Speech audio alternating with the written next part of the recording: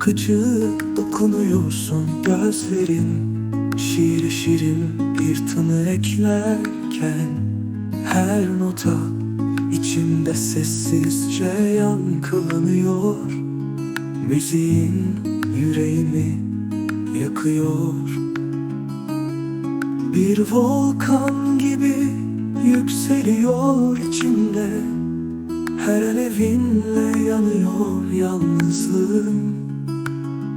Ama bir umut da filizleniyor küllerimden.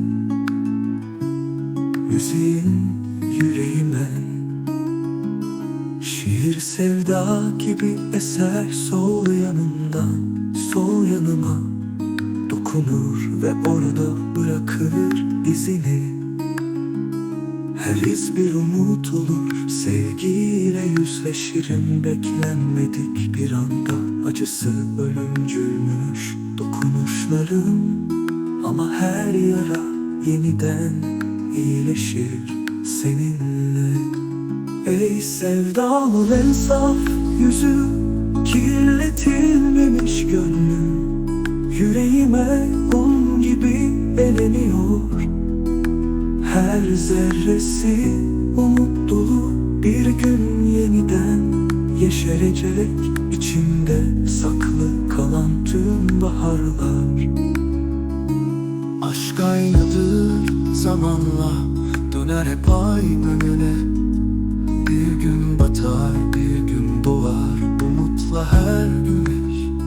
Seninle çoğalır bu benlik, seninle aynıleşir.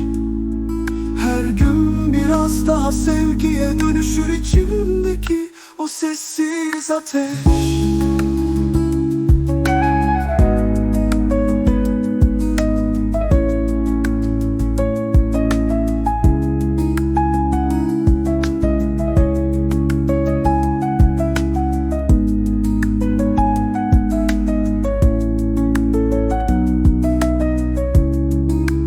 Ey sevdamın en saf yüzü, kirletilmemiş gönlüm. Yüreğime un gibi eleniyor. Her zerresi umut dolu, bir gün yeniden yeşerecek içimde saklı kalan tüm baharlar. Aşk aynıdır zamanla, döner hep aynı yöne. Bir gün batar, bir gün doğar, umutla her güneş. Seninle çoğalır bu benlik, seninle aynıleşir. Her gün biraz daha sevgiye dönüşür içimdeki o sessiz ateş.